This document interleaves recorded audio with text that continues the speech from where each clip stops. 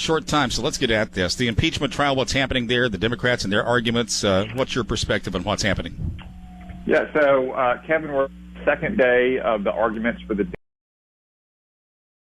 Democratic House managers. They have up to 8 hours today, and they'll have 2 days of arguments from the president's lawyers, up to 2 days, I should say, on Friday or Saturday, and then we kind of reach a fork in the road on whether either side will want to call witnesses. I'm not sure they will. I think they've reserved that question.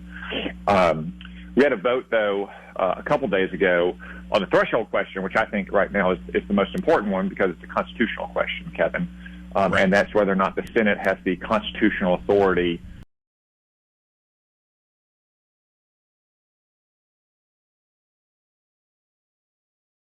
Donald Trump is no longer the president. He is a former president, and he's not in office, so he can't be removed from office.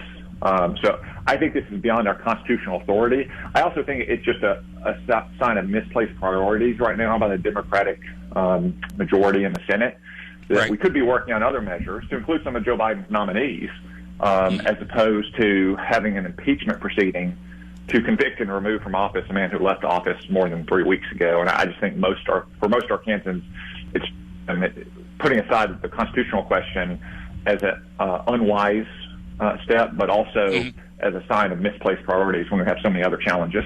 Right. Okay. And I just wanted to get your take on that. I want to try to bring it closer to home. You mentioned about the issues there and other priorities. One of those, the Keystone Pipeline. The Biden administration shut that down. That's affecting Arkansas jobs. What about that? Are you working on that situation? An update on that one, if you would.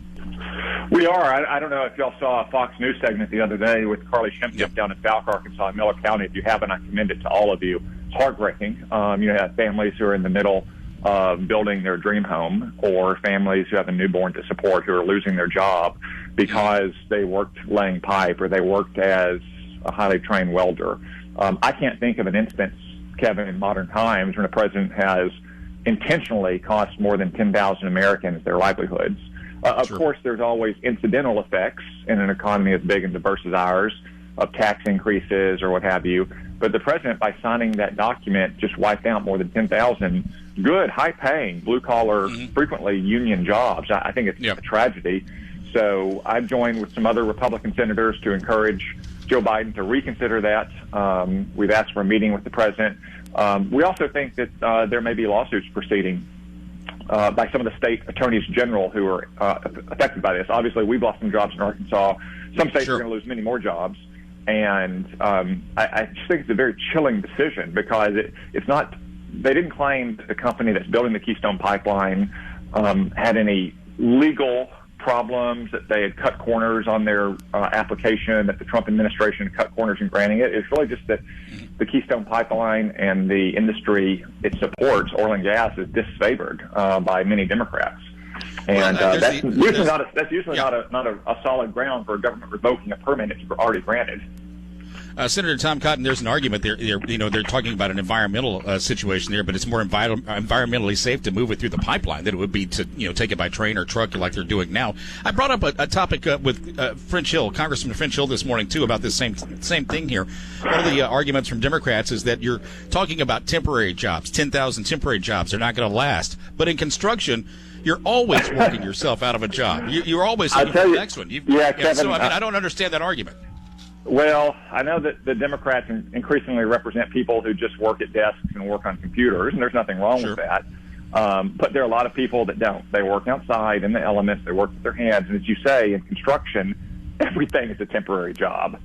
When you're working in construction, there's no job that you're going to have forever because you're going to move from one home to the next home or one pipeline to the next pipeline. Yeah. And it just shows what a kind of elitist and condescending mindset so many Democrats have. That is a good, high-paying job that's going to last for a while. Senator Tom Cotton here, a lot to talk about, and like I say, I'm trying to get to as much as I can. COVID relief, where are we on that situation? Any ideas? Unfortunately, the Democrats decided to take the party line approach last week. I don't know why they would do that. Kevin, we passed 5 bills last year, spending $4 trillion. Many of them were unanimous. The average vote on them was more than 90 votes in the 100-member Senate. The last one was just about 5 or 6 weeks ago. John Bosa and I both voted for that, as did almost every other Republican. Spent another $900 billion, and most of that money's barely been dispersed. I suspect the reason they did that is when we see the final form of this bill in a couple weeks, that it's basically going to pack in a bunch of unrelated Democratic priorities like bailouts for fiscally profligate states. I mean, we'll see what the final bill says, but I think they went a straight party line approach, even though we had a full year of bipartisan cooperation on this issue, because they want to use the guise of COVID relief to fulfill a lot of longstanding Democratic wishes. Sure. Senator Tom Cotton here, News Radio 102.9 KRN. Senator, here, again, more to talk about, but we're out of time, and I appreciate you being on this morning. All right. Thanks so much for getting that in there for us. Yeah. Thank you. All right. Bye-bye. News